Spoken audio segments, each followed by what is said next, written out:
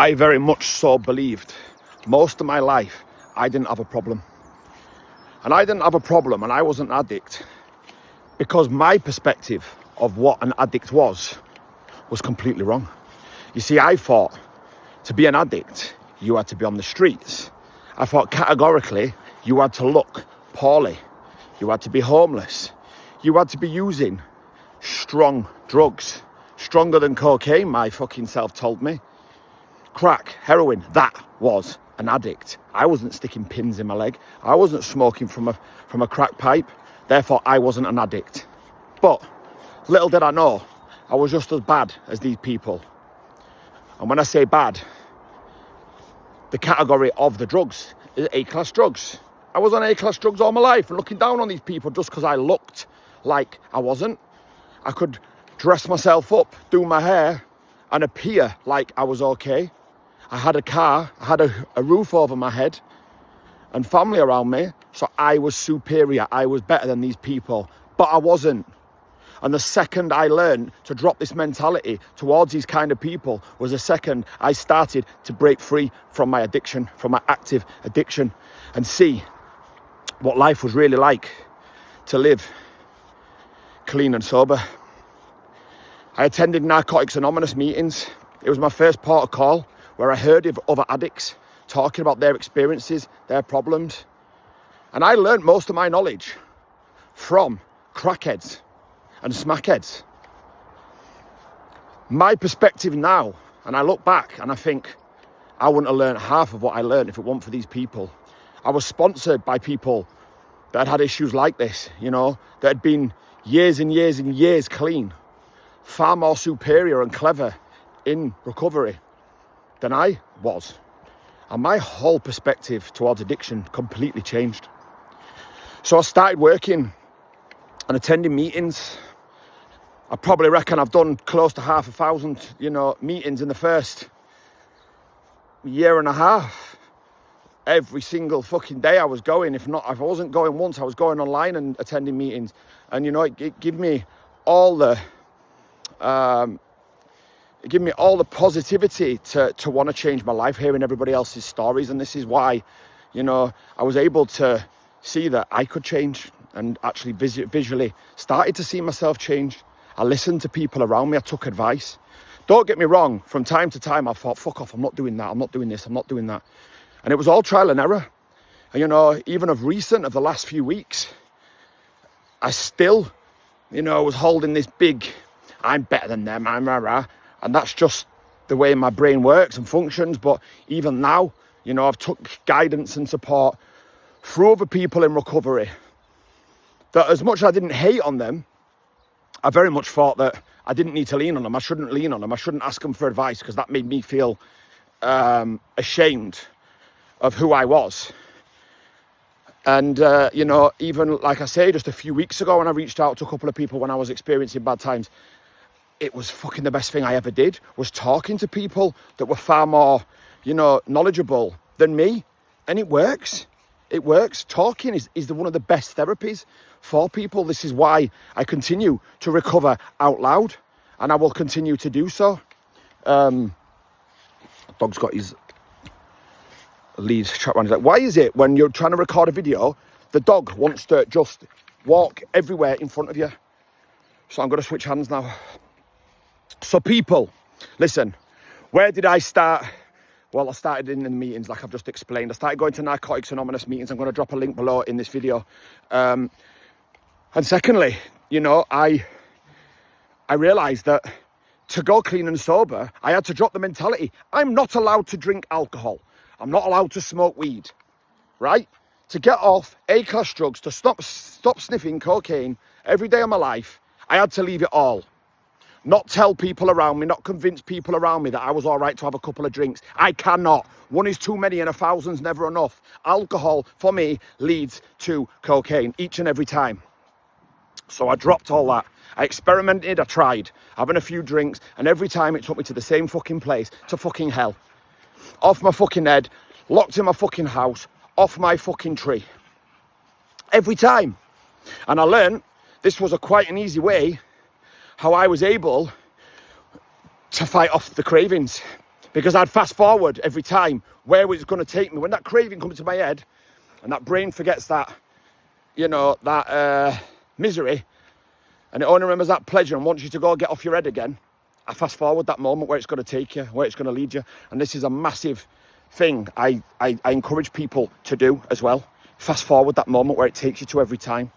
I'm just going to cross over my paths here because there's somebody walking. I don't really care about speaking in front of people, but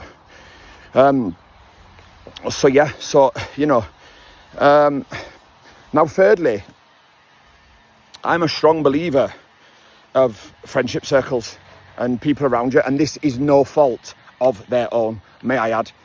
Friendship circles and people around you, they're on different paths to you. If you want to recover and you want to stop taking substances, you have to take yourself away from it. You're going to initially give yourself cravings and bring on emotions in your brain that you don't want to feel. If you sat in a barber's long enough, you're going to get your hair cut. So why on earth would you want to put yourself in vulnerable situations? The same applies to sitting in pubs. Don't do it. Avoid alcohol aisles in Tesco's, in Asda. Don't go into Abdul's corner shop because it's very, it's very enclosed, and the alcohol's there. You can see it on the back of the shelves. Avoid these things in early recovery. I still avoid them now. I still avoid all these situations I talk about now. You wouldn't catch me sat in a fucking pub. I've been there, I've done that, I've relapsed. So, what else do we do? Well, when you realise and you understand that you're living with an active addiction, and you face the mirror and you tell yourself you're an addict, and you admit you're an addict, and you admit you've got a problem, is the easier it becomes, as I've already talked about in the beginning of my recovery, going to the meetings and realising I was not superior than anybody else. I was the same. Doesn't matter the choice of drug. You're living with a disease in your brain, an active addiction. And you soon start to realise that you can replace old bad habits with new healthy habits. Look back on your life now and think, when you used to smoke weed, you used to smoke alcohol, for example, did you used to do loads of it? Did you used to obsess about it? You did. You drink so many till you were sick as a kid. Certainly me. I used to fucking smoke weed till I whited. I used to sniff coke till I was so paranoid and psychotic, but yet still keep doing it when I'm psychotic and paranoid. I'd think the police were outside, but I'd still keep sniffing. I'd think I'm going to have a heart attack. I'd still keep fucking sniffing. Why? Because I lived with a disease in my brain. I didn't know how to fucking channel it. So as soon as I realised I could swap them bad habits with new healthy habits, was a second I realised how easy things could become in my life. And I started implementing gym into my life. Every single fucking morning you will find me in that gym for 2 hours minimum. Running, exercising, doing weights.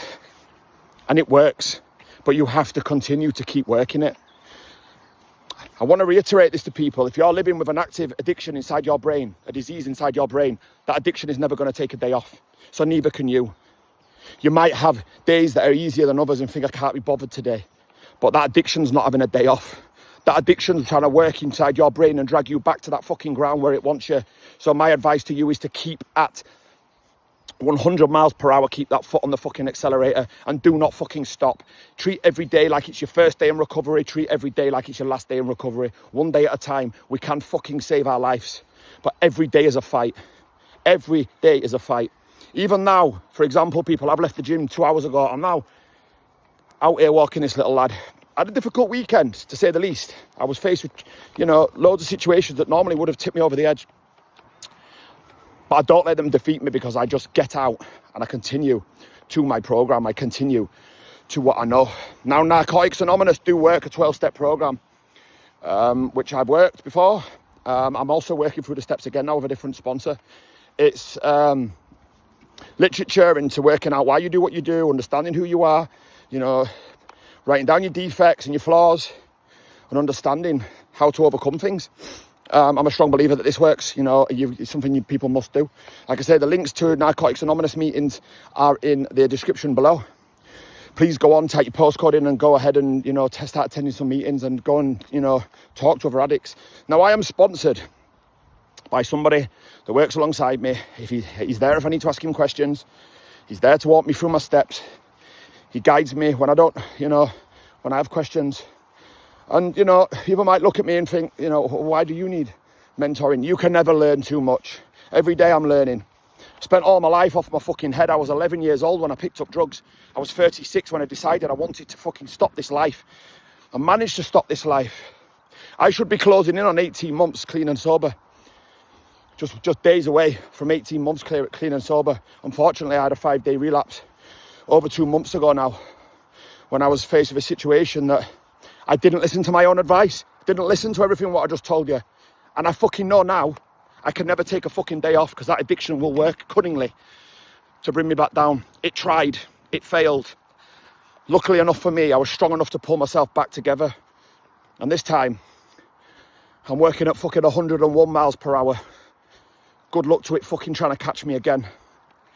So people, please understand, if you're in recovery and you want to get fucking teetotal and get off them A-class drugs, stop drinking alcohol, stop smoking weed, give your fucking mind a clear fucking vision. Don't replace one drug with another. You're just creating another problem. It's as simple as that. A lot of people don't like to hear this, but it's true. If you're suffering and want to get off substances, you need a clear vision in your head. I don't care what people say. It's as simple as that. No mind-altering substances. Obsess about other things. Start cooking. Eating nice food. Walking a dog. Stepping into a gym. Cycling. Borrow somebody's dog and walking your dog. You know, there's so many things we can do. Yes, I understand drugs create massive issues for people with anxiety and everything else. And stepping into the gym might be quite daunting for you. But guess what? I couldn't care a shit. You'd find a way to go get your drugs. You'd find a way to fucking tap people down to get money for the drugs. You can afford to go to the gym if you really want to. You also can afford to beat that anxiety as you walk into a gym. There's YouTube videos of how to use equipment. There's also a park, nature. You need to use 20 minutes minimum of exercise on a morning, I believe, to create natural endorphins in your brain, to set you off in a positive way. I don't know many people that walk into a fucking gym on a morning and come out and sniff a line. I don't know many people that walk into a gym on a morning and walk out and go into the pub. It doesn't happen. If you set your day off in a positive way, you'll end up fucking living your day positively. If you're one of these people that experiment on drugs on a night, then you know what to do, don't you? You get to the gym on a night instead. Second you finish your work or whatever it is you do, you swap that fucking habit, that bad habit, where you find yourself stuck in a fucking pub, or you find yourself stuck in somebody's house sniffing coke, or in your fucking bedroom, and you make sure you're in the gym, or you make sure you're out walking, you make sure you're out cycling. If you don't like living your life as an active fucking drug addict, then you have to do things that maybe you don't fucking like. And guess what? Tough fucking shit. You put the drugs in your body, it's time for you to get them fucking back out. It's time for you to go fucking sober. It's time for you to stop putting your life through fucking misery and everybody around you. You can do it, but you've got to fucking work it. It works if you work it. Now what you're waiting for, go work it. Pack it in.